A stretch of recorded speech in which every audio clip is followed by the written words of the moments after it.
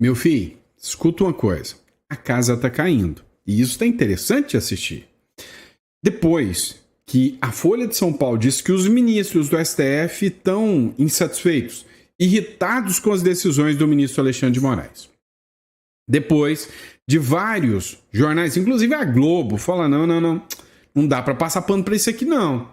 Até órgãos e ONGs internacionais começam a bater no ministro Supremo Alexandre de Moraes. Olha isso aqui. Matéria do Poder 360. A prisão do Bolsonaro é frágil, diz a Transparência Internacional. Ora bolas. Aos poucos, aquela turminha que dizia que o ministro Alexandre de Moraes estava sendo injustiçado sobre as decisões do Trump, começam a acreditar que o Trump estava certo ao aplicar a Lei Magnitsky. A Transparência Internacional, Brasil, que é parte de uma organização global de combate à corrupção, afirmou em comunicado, divulgado na terça-feira, que a prisão domiciliar do ex-presidente Bolsonaro, decretada pelo Alexandre de Moraes, ministro do STF, baseia-se em fundamentos jurídicos frágeis. Escancarou uma coisa chamada ativismo judicial, perseguição política. Para organizações, o STF se empoderou para resistir aos ataques reais durante o governo Bolsonaro.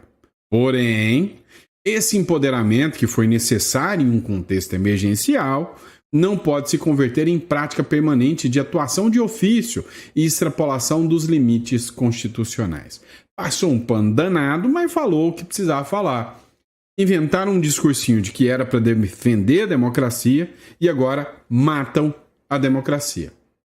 A Transparência Internacional disse que a prisão domiciliar do ex-presidente foi provocada por, abre aspas, suposta violação de proibição genérica de comunicação, o que, para a organização, é preocupante. Parece configurar uma tentativa de silenciamento incompatível com o Estado de Direito. Resumindo, ditadura do judiciário dita pela Transparência Internacional. Sabe, as máscaras estão caindo. As coisas estão acontecendo e está todo mundo escancarando, né? Que essa historinha de defesa da democracia foi história para boi dormir, tá bom? Pessoal, hoje é dia 6, hoje é quarta, quinta, já estou até perdido, acho que hoje é quarta-feira, esse é o nosso último editorial do dia, bora entender tudo que está acontecendo. Se você não é inscrito, inscreva-se, porque tem muita, mas muita informação importante nesse editorial. Bora continuar com as notícias. Já pensou em ver a Globo News se tornando uma emissora de direita? Você já pensou nisso? Dá uma olhada. Matéria 360 diário, já ia falar Poder 360. Globo News reformula a linha editorial após uma pesquisa mostrar o canal como muito esquerdista. Pois é, a Globo News, que é um dos principais canais de notícia do Brasil, grande, forte, conhecido e que recebe muito cascalho, muita verba, está no centro de uma polêmica, porque muitas reportagens indicaram que vai ter uma reformulação da Globo News. Gente está caindo, né? Ou seja, Daniela Lima, entre outros.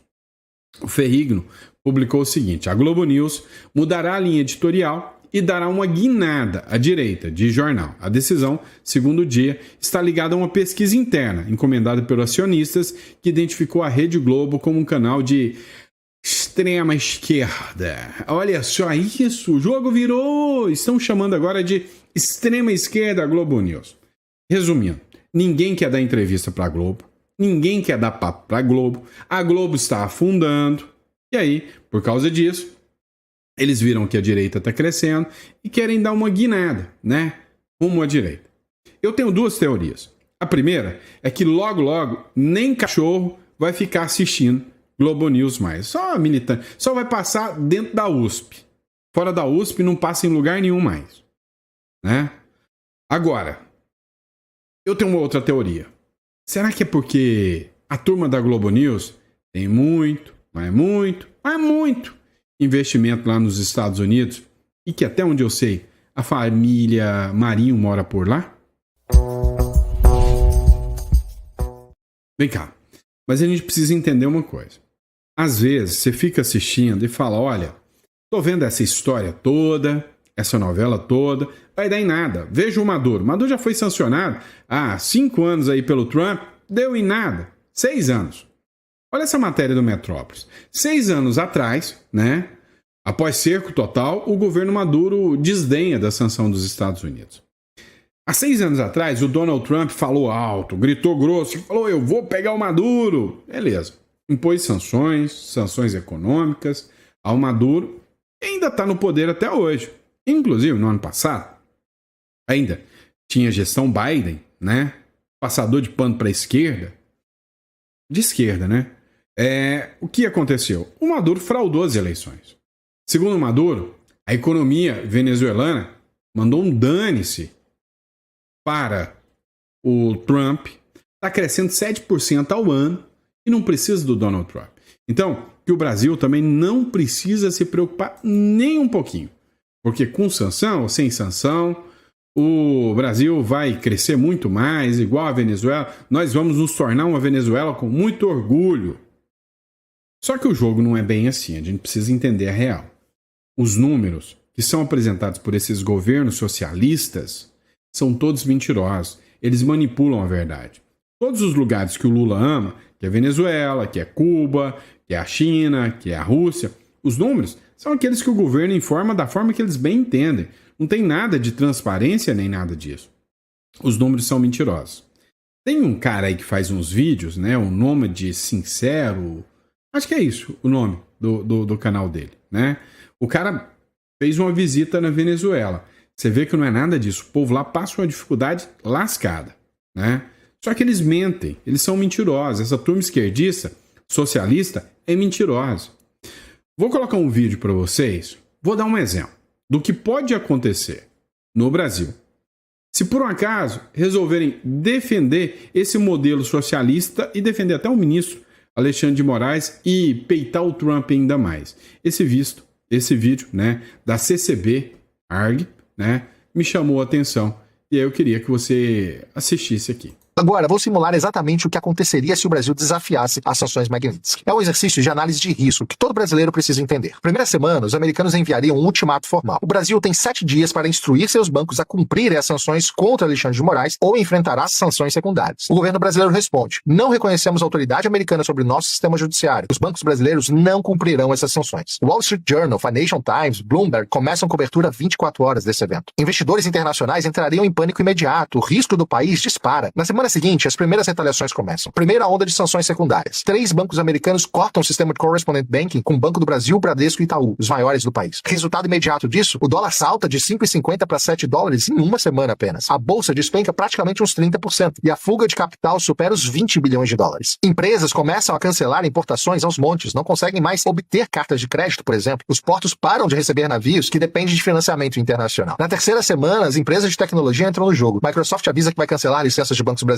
em 30 dias, Amazon suspende novos contratos com bancos brasileiros, Google bloqueia sistemas. Agora vou explicar algo que nenhum político quer te falar. O preço humano real que os brasileiros pagariam se o governo decidisse proteger Alexandre de Moraes. Não é sobre economia abstrata não, tá? É sobre vida e morte. O primeiro impacto seria uma catástrofe sanitária sem precedentes. Eu vou te explicar por quê, não é exagero. E aqui está um dado que vai chocar vocês. O Brasil importa 95% dos ingredientes farmacêuticos ativos. Significa que 95% dos medicamentos vendidos no Brasil dependem de importações. Insulina para diabéticos, quimioterapia para pacientes de câncer, medicamentos para HIV ou remédios psiquiátricos. Sem acesso ao sistema financeiro internacional, laboratórios estrangeiros param de aceitar pagamentos brasileiros. É como se cortassem o oxigênio de um sistema de saúde nacional inteiro. Além disso, em relação a equipamentos médicos, seria ainda pior. O Brasil importa 80% dos equipamentos hospitalares. Marca-passos, desfibriladores, máquinas de hemodiálise, tomógrafos, respiradores. Imaginem hospitais com pacientes de UTI e os respiradores parando de funcionar porque não conseguem importar peças de reposição, por exemplo. Não conseguem pagar fornecedores estrangeiros. Cirurgias cardíacas canceladas porque não há como importar válvulas, transplantes suspensos porque não há como pagar medicamentos anti-rejeição. Em 6 meses, teríamos uma crise humanitária comparável a uma guerra, praticamente. Milhares de mortes evitáveis por falta de medicamentos e equipamentos. Segundo impacto, a destruição do sistema alimentar brasileiro. E aqui um outro dado terrível. O Brasil importa 85% dos fertilizantes que usa. E sem fertilizantes, a produtividade agrícola despencaria pelo menos 60% em uma safra. Os preços dos alimentos disparariam. Arroz, feijão, carne, leite, tudo ficaria praticamente inacessível para a população mais carente do Brasil. Mas vai além da da produção. O Brasil exporta 80 bilhões de dólares em produtos agrícolas por ano. Sem acesso ao sistema financeiro internacional, as exportações praticamente parariam. O resultado disso é que o agronegócio praticamente quebraria. Milhões de empregos rurais seriam perdidos, cidades do interior entrariam em colapso total por conta da economia ser dependente desse mercado. O terceiro impacto seria uma crise energética. O Brasil importa 70% do petróleo que refina aqui dentro. Importa 40% do gás natural que consome. Sem poder pagar fornecedores internacionais, as refinarias parariam. Os postos de combustíveis ficariam sem gasolina. Caminhões param de rodar. A distribuição de alimentos colapsa. Usinas termoelétricas ficariam sem gás. Isso causaria uma instabilidade no sistema elétrico. As indústrias param de produzir por falta de energia confiável dentro do país. É como se voltássemos lá no século XIX.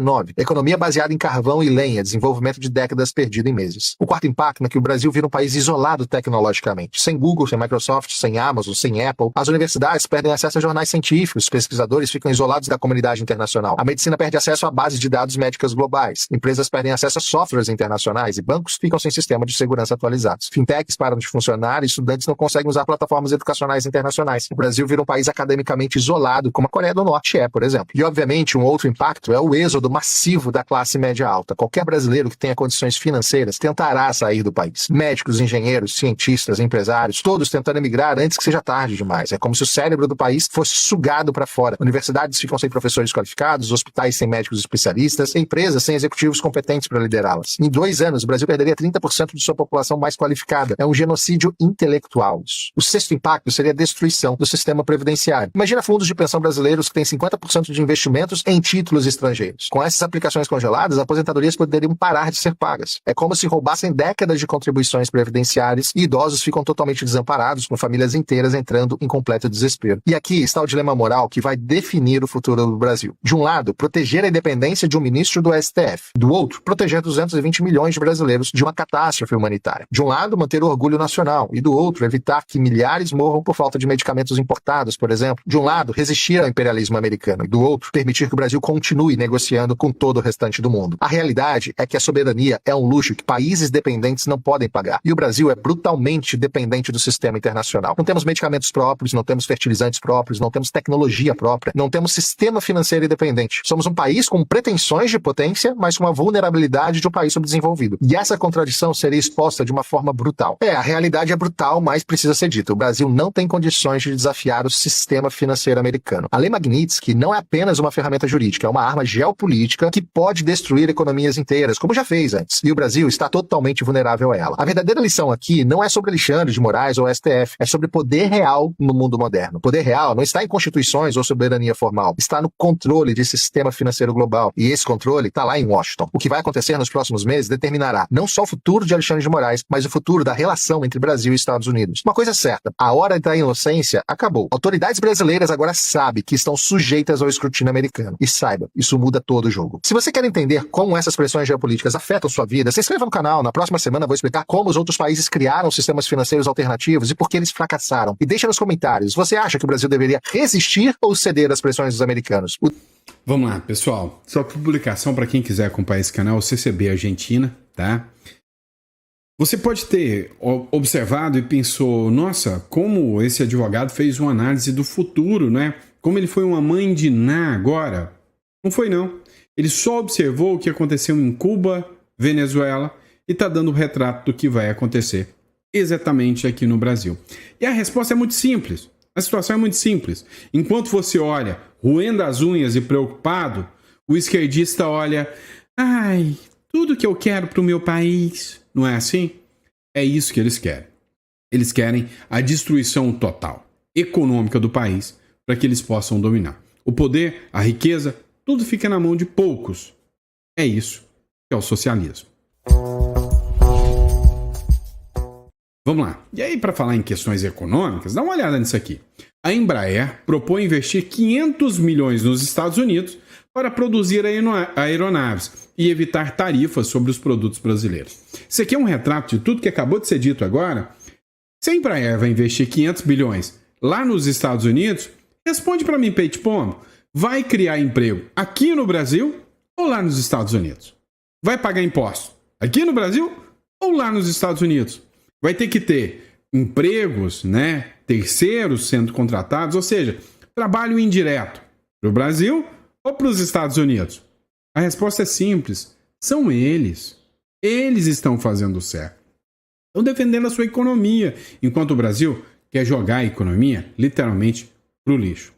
Olha, a Embraer anunciou ontem, tá, que pretende investir 500 bilhões, não é de reais, é de dólares, 500 bilhões de dólares para produzir o avião cargueiro militar KC-390 nos Estados Unidos, se o país optar pela compra da aeronave. Ou seja, se o Trump falar, não, eu quero comprar, em vez de comprar do Brasil, produz com a tecnologia brasileira lá nos Estados Unidos. E aí, aqui, o brasileiro fica literalmente a ver navios. Mas a coisa vai muito além, mas muito além mesmo. A questão militar está chamando a atenção. Olha essa publicação da Sociedade Militar que eu trago para você agora. Olha isso. Quando eu estou falando para vocês que os americanos são espertos, que eles sabem articular e, do ponto de vista estratégico, dão um banho no Brasil, isso é fato. Gripen, radares, submarinos ameaçados. Após a ofensiva do Trump contra o Brasil, os Estados Unidos cancelaram reuniões com militares brasileiros e podem restringir o fornecimento de equipamentos e peças essenciais. Após as sanções e o tarifaço do Trump, os Estados Unidos cancelaram reuniões com militares brasileiros, colocando em risco a manutenção de caças, Gripen, radares, submarinos, com equipamentos essenciais ameaçados e o orçamento militar apertado. Os comandantes alertam Lula para o perigo iminente à segurança nacional. Vem cá, você acha que a estratégia dos Estados Unidos de enfraquecer o poderio militar do Brasil, deixar o Brasil, né, sem brocha para pintar meio fio, você acha que isso não tem nada a ver? É só uma coincidência? Ou seja, eu enfraqueço o seu poderio militar, depois o porta-aviões chega no Paranoá. É assim que funciona. Agora, você acha que chegarão navios iranianos aqui no Brasil depois do que o Trump fez por lá no Irã? Lembra do que ele fez lá? A guerra só durou 12 dias. O Leandro Ruschel fez uma publicação e falou, olha, é só o começo. E você, nesse momento, precisa escolher um lado. O que aconteceu foi o seguinte. O Brasil não se tornou inimigo ideológico dos Estados Unidos. Se tornou inimigo ideológico, econômico e militar. Você acha que não? Então leia a matéria de novo, você vai entender que eles estão minando e enfraquecendo a questão militar do Brasil. Com um quê ainda pior, mais grave ainda. Sabe o porquê? Porque agora estão vindo sanções e o Brasil vai ser classificado como um aliado de um inimigo americano, que são os russos. E aí o pior, a OTAN está envolvida, e aí o pior, Estados Unidos e Rússia estão entrando agora em discussões nucleares. Ou seja, até eles podem entrar em guerra e o Brasil vai estar do lado de quem? Dos americanos. É por isso que eu aviso, quando eu falo para vocês, olha, a identidade uruguaia, a residência uruguaia, é a mais rápida e a mais barata. E se o Brasil entrar no meio de uma bagunça, a primeira coisa que eu faria era pegar minha família e atravessar a via fronteira e sair fora disso aqui. Mas vamos lá. O Eduardo Bolsonaro fez uma publicação onde ele falou que o Donald Trump está buscando acabar com o braço financeiro do ministro Supremo Alexandre de Moraes. Dá uma olhada nessa matéria do Paulo Figueiredo Show, que diz o seguinte. Internacional.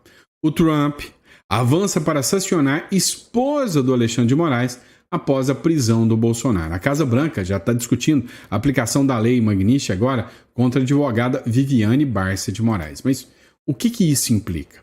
Olha, veja o que o Eduardo falou ainda naquela reportagem do Metrópolis que ganhou tanta repercussão.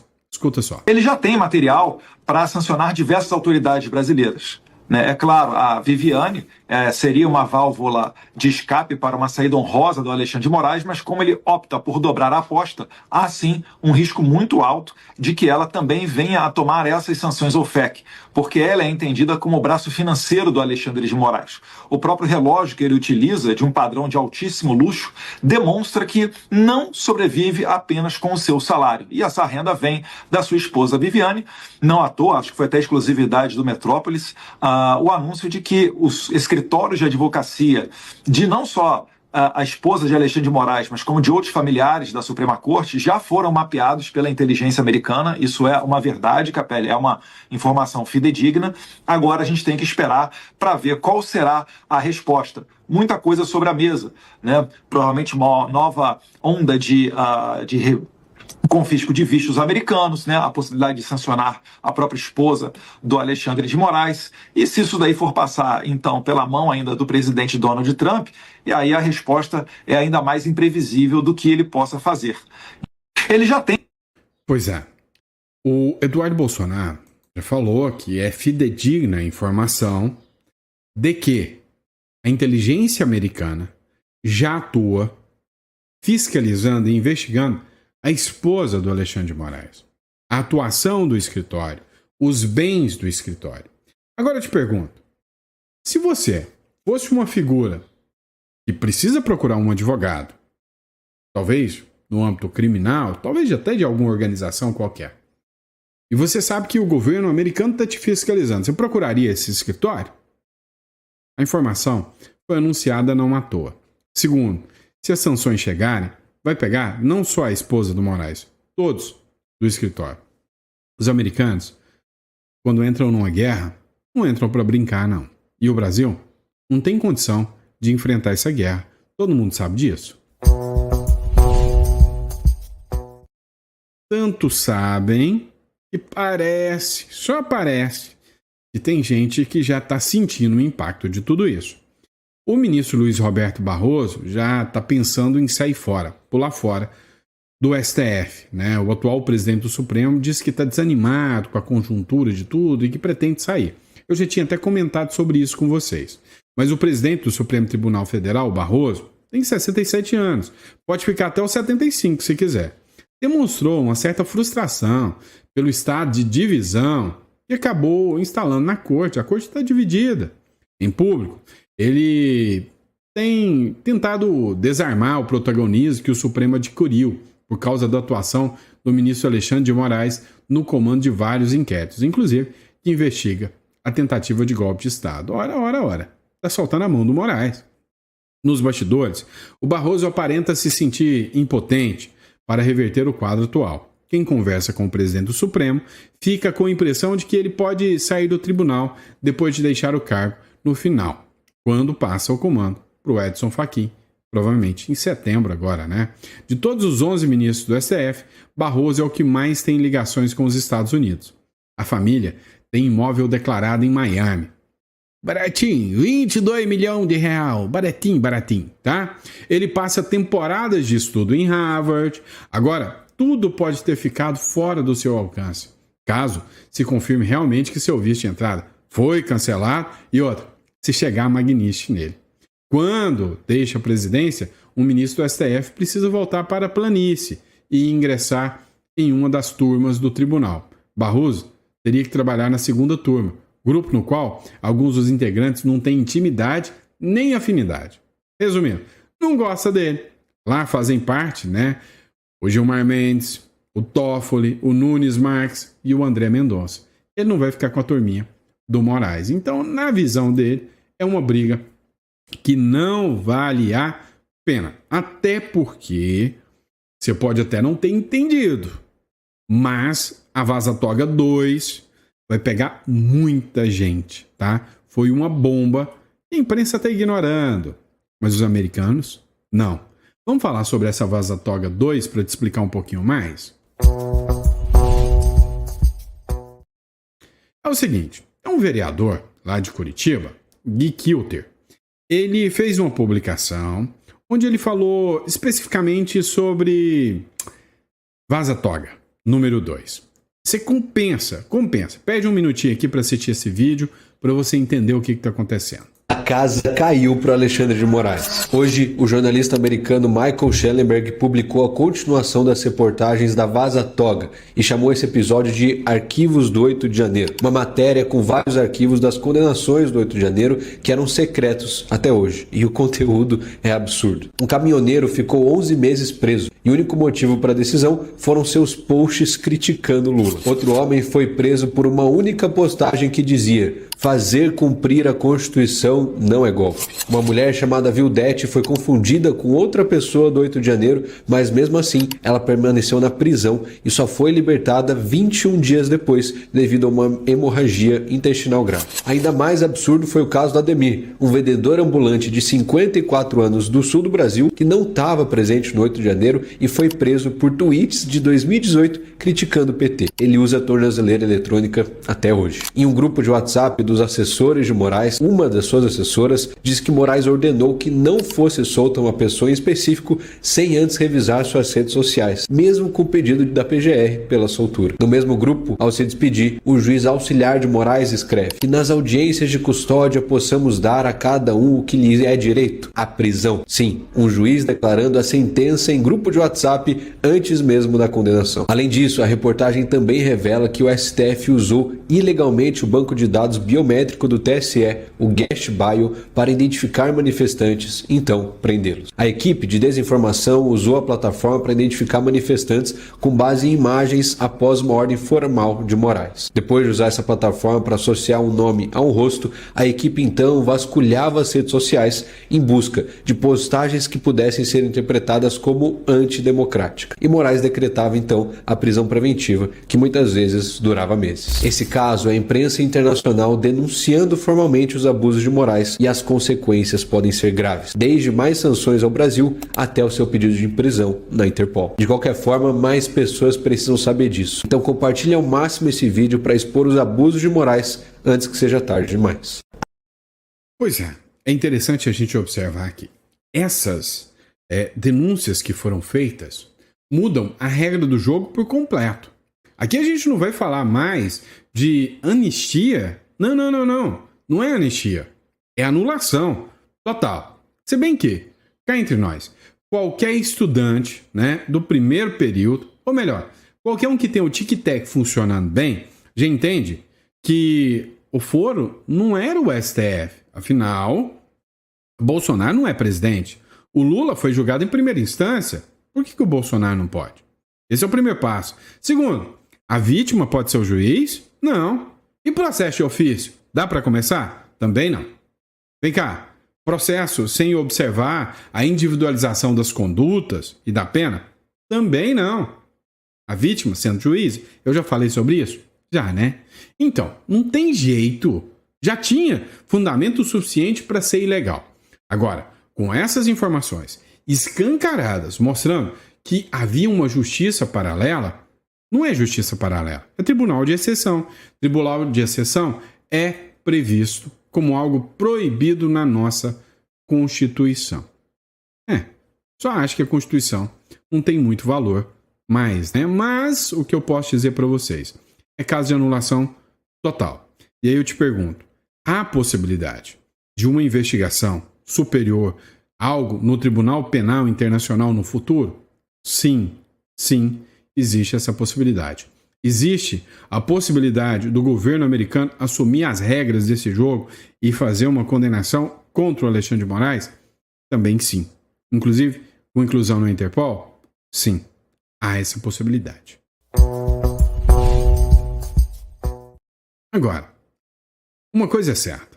Se tem uma coisa que o PT gosta, é controlar você, é controlar o discurso todo. Eles ganham no tapetão, são revolucionários que querem ganhar com força armada, mas te desarmando.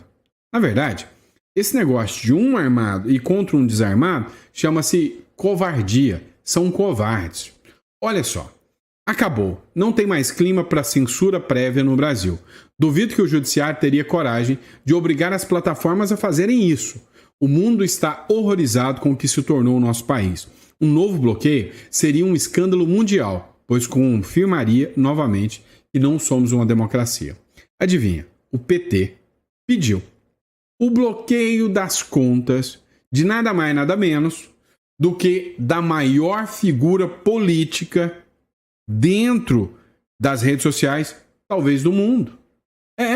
Você sabia que o vídeo mais viralizado até hoje bateu até o Donald Trump e a do Nicolas Ferreira? E agora vem o PT dizendo, olha, se eu não posso ser tão grande quanto eles, eu o elimino. É assim que é o modus operandi dessa galera socialista. E vem bem no dia que o Lula diz que vai se tornar ainda mais esquerdista, ainda mais socialista. Realmente é uma deploração sem precedentes do que se tornou o Brasil. Tá bom? Vamos lá, pessoal. Obrigado, tá? Pela confiança, pela credibilidade de vocês em mais um dia de editorial. A gente volta amanhã com mais conteúdo para vocês. Muito obrigado pela confiança. Vamos lá. Queria que vocês prestassem atenção em alguns pontos, tá?